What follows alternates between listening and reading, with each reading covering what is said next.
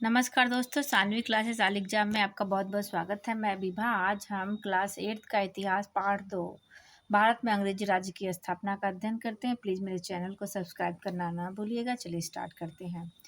अंग्रेज, फ्रांसीसी और अन्य यूरोपियों की तरह भारत में व्यापार करने के लिए आए थे, लेकिन धीरे धीरे भारत में अपना राज स्थापित कर लिया।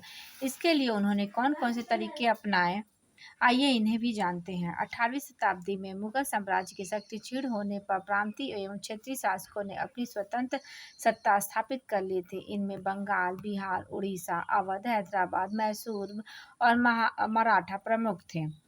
मुगल बादशाह का नियंत्रण नाम मात्र का रह गया था। इसी सदी में यूरोप में फ्रांस और इंग्लैंड के बीच विश्व में उपनिवेशों और व्यापार से ज़्यादा मुनाफा कमाने के लिए कई वर्षों तक निरंतर युद्ध होते रहे। दोनों देशों के व्यापारी इतने अमीर हो गए थे कि वे अपने अपने देश के शासन में भी इनका बोलबाला था। यहाँ तक कि इंग्लैंड और फ्रांस के राजा अपने अपने देश की कंपनियों का पूरा समर्थन करते थे और उन्हें मदद करते थे। उपनिवेश राज्य क्या है और यह दूसरे देश की उन्नति के लिए किस प्रकार सहायक होता है, ये जानते हैं। जब एक देश जैसे इंग्लैंड के लोग किसी दूसरे देश जैसे भारत पर अपना वर्चस्व स्थापित कर लेते हैं, तब दूसरा देश पहले देश का उपनिवेश बन जाता है।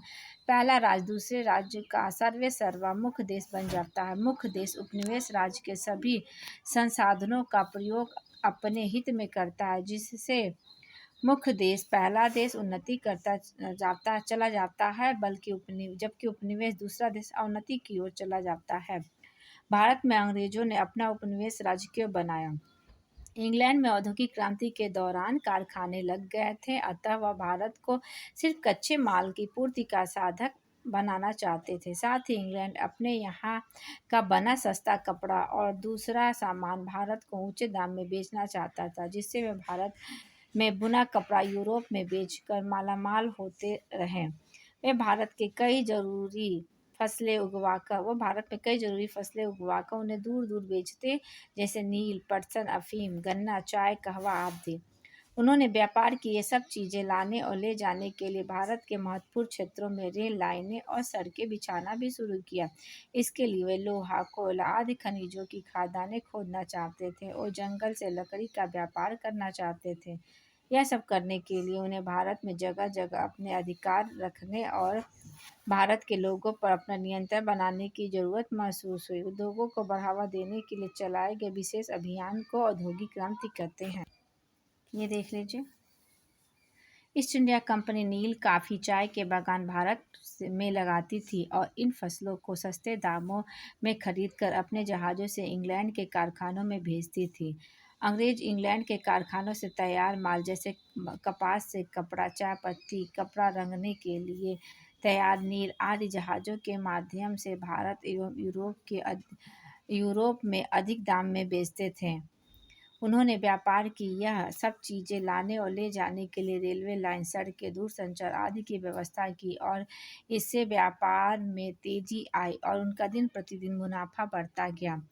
यह सब करने के लिए उन्होंने भारत में अपने अधिकार रखे और भारत पर अपना वर्चस्व कायम किया। बच्चों, आपको समझ में मुनाफा कमाने के लिए पैसों का उपयोग किस प्रकार करना ठीक होगा? पैसों को घर में रखना या बैंक में जमा करना, सोना चांदी खरीदना या उद्योग में लगाना, विचार करिएगा। भारत में भी ईस्ट इंडिया कंपनी और फ्रेंच ईस्ट इंडिया कंपनी अपने व्यापार पर कब्जा करने के लिए एक दूसरे से लंबे समय तक लड़ती रही। एक कंपनी इस कोशिश में रहती थी कि दूसरे को भारत से खदेड़ कर निकाल दे। इसके लिए दोनों ही कंपनियां अपने अपने देश इंग्लैंड और फ्रांस से सैनिक बुलवाने लगी थी। ये देखिए, लॉर्ड क्लाइव बंगाल के नवाब मीर जाफर से मिलते हुए। ब्रिटिश ईस्ट इंडिया कंपनी की ताकत बढ़ाने में लॉर्ड क्लाइव का विशेष योगदान रहा। दूसरी ओर डुप्ले ने फ्रांसीसी कंपनी का नेतृत्व किया। विदेशी कंपनियां और भारतीय राजा। भारत के राज्य और विदेशी कंपनियों की सेना। भारत के राजा और नवाब अपना अपना राज्य बढ़ाने में और एक दूसरे पर हमला करने में लगे रहते थे। इनमें उत्तराधिकारी संबंधी युद्ध भी होते थे और वे इन विदेशी कंपनियों की सहायता लेने में नहीं हिचकते थे। दोनों कंपनियां इन झगड़ों में अपनी टांगें अड़ाने लगी। अगर कंपनी किसी राजा या नवाब का साथ देने को तैयार हो जाती और अपनी सेना उनके लिए लड़ने भेज देती तो उस राजा या नवाब की ताकत बहुत बढ़ जाती थी। यूरोपीय सेनाओं का बड़ा दबदबा था। यूरोप यूरोपीय सेना के पास बेहतर नौसेना तोपें और बंदूकें थीं। यूरोपीय सैनिक नियमित अभ्यास, परेड और ड्रिल के साथ अनुशासित भी थे। इन विशेषताओं के कारण यूरोपीय सेना का पलड़ा भारतीय सेनाओं से भारी रहता था। राजाओं की सैनिक ताकत बढ़ाने के बदले में कंपनियां उनसे व्यापार की कई रियायतें ऐंठने लगीं। राजा कंपनी की सैनिक सहायता के बदले में उन्हें बहुत धन भेंट में देते थे। यह धन कंपनी के व्यापार में काम आता था। कई बार कंपनी राजा के उसके राज्य का एक बड़ा इलाका भेंट में भी ले लेती थी। इन इलाकों के उस इलाकों के गांव शहरों से कंपनी लगान वसूल करती थी और लगान से मिले धन से व्यापार करती थी। इस तरह मिले धन से कंपनी अपनी सेना का खर्चा भी चलाने लगी। भारत में जमीन लेकर इन कंपनियों ने अपनी अपनी कोठियों की किलेबंदी भी की और भारत में एक दूसरे से कई युद्ध लड़े। इनके द्वारा दक्षिण भारत के कर्नाटक क्षेत्र में 1746 से 1763 ईस्वी के बीच 3 युद्ध हुए, जिन्हें कर्नाटक युद्ध कहा जाता था। अंत में 1760 में वांडीवास के युद्ध में फ्रांसीसी अंग्रेजों से परास्त हो गए और सिर्फ व्यापारिक कार्यों तक ही सीमित रहे। कर्नाटक का प्रथम युद्ध 1746 से 1748 ईस्वी तक, कर्नाटक का द्वितीय युद्ध 1749 से 1754 ईस्वी तक, कर्नाटक का तृतीय युद्ध 1756 से 1763 ईस्वी तक। राजाओं और नवाबों को अंग्रेजों से खतरा। कंपनी को भेंट देने और उनकी सेना का खर्चा उठाने में भारतीय राजाओं पर बहुत बोझ पड़ने लगा। राजा और नवाब व्यापार के खिलाफ नहीं थे, परंतु वे अपने राज्य में किसी और की सैनिक ताकत नहीं बढ़ने दे सकते थे। उन्होंने कंपनियों की सैनिक ताकत पर रोक लगाने की कोशिश की। अस्त्र-शस्त्र सैनिक बल, किलेबंदी के सहारे होने वाले व्यापार कोई साधारण व्यापार नहीं था। भारत के राजाओं और नवाबों को यह बात बड़ी खतरनाक लगी कि उनके राज्य में किसी दूसरे देश के लोग सेनाएं रखें, युद्ध लड़ें, किले बनाएं और अपनी सैनिक शक्ति की धाक जमाएं। ये कंपनी की दूसरी बातों से भी परेशान रहते थे। ब्रिटिश ईस्ट इंडिया कंपनी का भारत के राजाओं के राज्य से फ़ायदा उठाना। कंपनी के कर्मचारी अपना निजी व्यापार भी कर रहे थे। वे अपने माल को कंपनी का माल बता देते और कर नहीं चुकाते थे। इस तरह कंपनी तो धनवान हो रही थी, उनके कर्मचारी और अफसर भी निजी रूप से मालामाल होकर भारत से लौटते थे। कई भारतीय व्यापारी और सेठ जो कंपनी के व्यापार में मदद करते थे, वो भी अपने माल को कंपनी का माल बताकर कर देने से बच जाते थे। कंपनी के आड़ में राज्यों में लूटपाट और धोखाधड़ी हो रही थी। कंपनी कारीगरों से जोर जबरदस्ती से बहुत कम कीमत पर माल खरीदने की कोशिश करती रहती। जो इलाके कंपनी को भेंट में मिले थे, उनसे किसानों से भी हद से ज़्यादा लगान वसूल करने की कोशिश करती रहती।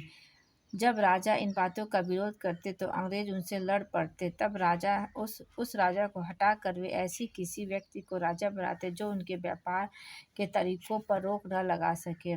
1756 में अली वर्दी खां की मृत्यु होने पर उसका पौत्र सिराजुद्दौला बंगाल का नवाब बना। सत्ता संभालते ही उसे घरेलू और बाहरी शत्रुओं का सामना करना पड़ा। नवाब के इन विरोधियों को बंगाल के कुछ धनी सेठों का भी समर्थन प्राप्त था। अवसर पाकर ब्रिटिश ईस्ट इंडिया कंपनी ने नवाब के विरोधियों की साजिश में भाग लेना प्रारंभ कर दिया। उस समय यूरोपीय कंपनियां शाही फरमान द्वारा दी गई व्यापारिक सुविधाओं का दुरुपयोग कर रही थी। फर्रुखियत ने दिया था 1713 ईस्वी में दस्तक प्रथा प्रारंभ की थी, जिससे अंग्रेज कंपनी अपनी व्यापार बिना कर सकते थे। व्यापारिक सुविधाओं का दुरुपयोग कर रही थी। साथ ही कलकत्ता स्थित अपनी बस्तियों की किलाबंदी भी करने लगी थी। जब सिराजुद्दौला को इसकी सूचना मिली तो तब उसने अंग्रेज व्यापारियों द्वारा दी जाने वाली सैन्य तैयारियों पर प्रतिबंध लगाया। अंग्रेजों ने नवाब के आदेशों की अवहेलना की। उससे क्रुद्ध होकर नवाब ने अंग्रेजों के गढ़ कोलकाता पर आक्रमण कर उन्हें परास्त कर दिया। जब इस घटना का समाचार चेन्नई मद्रास पहुंचा, तब क्लाइव एक नौसैनिक बेड़े के साथ कोलकाता पहुंचा। कोलकाता पर अंग्रेजों का पुनः अधिकार हो गया। नवाब और अंग्रेज के बीच अलीगढ़ की संधि 9 फरवरी 1757 को हो गई। इस संधि के अनुसार कंपनी को बंगाल, बिहार, उड़ीसा में बिना चुंगी दिए व्यापार का अधिकार प्राप्त हुआ। किंतु क्लाइव इतने से संतुष्ट नहीं था। वह तो बंगाल में अंग्रेजी साम्राज्य स्थापित करना चाहता था। अतः क्लाइव ने अंग्रेजों के विरोधियों से साठगांठ शुरू की। नवाब का सेनापति मीर जाफर स्वयं बंगाल का नवाब बनना चाहता था। वह विश्वासघात करके अंग्रेजों से जा मिला। अंग्रेजों ने मीर जाफर को बंगाल का नवाब बनाने और मीर जाफर ने अंग्रेजों को हर प्रकार की सुविधा देने का वचन दिया। इस षड्यंत्र में राय दुर्लभ, जगत सेठ और अमीचंद्र नामक व्यापारी भी व्यापारिक लाभ के लिए शामिल थे। इस षड्यंत्र की योजना पक्की होते ही क्लाइव ने सिराजुद्दौला को एक कूटनीतिक पत्र लिखकर उस पर संधि की शर्तों को भंग करने का आरोप लगाया। इस संधि के उल्लंघन हेतु उसे दंडित करने के लिए एक बड़ी सेना लेकर बंगाल की राजधानी मुर्शिदाबाद की ओर चल पड़ा। प्लासी का युद्ध 1757 में जब नवाब को इसकी सूचना मिली, तब उसने प्रतिरोध करने हेतु अपनी सेना के साथ क्लाइव के विरुद्ध कूच कर दिया। 1757 में प्लासी के मैदान में सिराजुद्दौला और क्लाइव की सेनाएं आमने सामने हुई। नवाब ने अपने सेनापति मीर जाफर को अंग्रेजों पर आक्रमण की पहल करने का कहा, किंतु मीर जाफर निष्क्रिय खड़ा रहा। इससे सिराजुद्दौला को उसके विश्वासघात का आभास हो गया और वह षड्यंत्र से बचने के लिए लड़ाई का मैदान छोड़कर भाग गया। नवाब के भाग जाने पर उसकी सेना में भगदड़ मच गई। अंततः नवाब को बंदी बना लिया गया और मीर जाफर के पुत्र ने उसकी हत्या कर दी। मीर जाफर को अंग्रेजों ने धोखा देने के पुरस्कार में बंगाल का नवाब बना दिया और मीर जाफर ने अंग्रेजों को बहुत सा धन और जागीर दी। मीर जाफर महत्वाकांक्षी तो था, परंतु स्वतंत्र पूर्वक शासक नहीं कर सका। उसने अनुभव किया कि अंग्रेज उसे मात्र एक कठपुतली की तरह नामधारी शासक के रूप में रखना चाहते थे। अंग्रेजों ने उसे अपनी सुनिश्चित आय का साधन बना लिया और उससे धन वसूलने लगा। कंपनी के एजेंटों और दलालों ने भ्रष्टाचार से आर्थिक लूट की कार्रवाई शुरू कर दी थी। फलतः नवाब का खजाना खाली हो गया और वह आर्थिक तंगी में पड़ गया।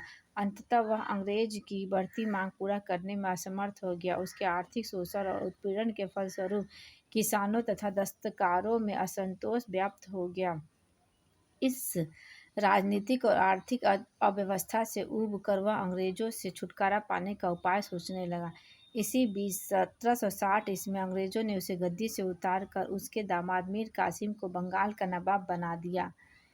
1760 में मीर कासिम बन गया नवाब बंगाल का। अंग्रेजी सेना का खर्चा चलाने हेतु उसको वर्धमान, मिदनापुर, चटगांव के जिले अंग्रेजों को देने पड़े। मीर कासिम एक योग्य शासक था। वह बंगाल की दशा को सुधारना चाहता था।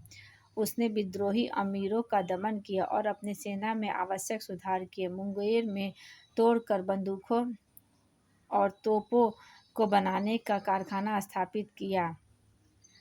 सैन्य क्षमता बढ़ाने के लिए उसने सैनिक प्रशिक्षण हेतु यूरोपीय अधिकारी नियुक्त किए।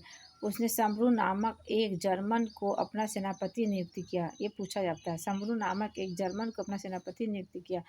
उसने अंग्रेज के व्यापार पर भी प्रतिबंध लगाने का साहस किया। अंततः अंग्रेजों ने अप्रसन्न होकर उसे हटा देने का निश्चय किया। मीर कासिम अंग्रेजों की नीयत से परिचित था और वह उससे सावधान रहता था। अतः उसने अपनी राजधानी भी मुर्शिदाबाद से मुंगेर, आधुनिक बिहार, स्थानांतरित कर लिया था और किलेबंदी प्रारंभ कर दिया था। उधर अंग्रेजों ने प्रतिशोधात्मक कार्रवाई करते हुए अपने सैन्य बल के द्वारा मीर कासिम के विरुद्ध कदम उठाया और उसे गद्दी से हटाकर मीर जाफर को पुनः बंगाल का नवाब बनाने का निश्चय किया।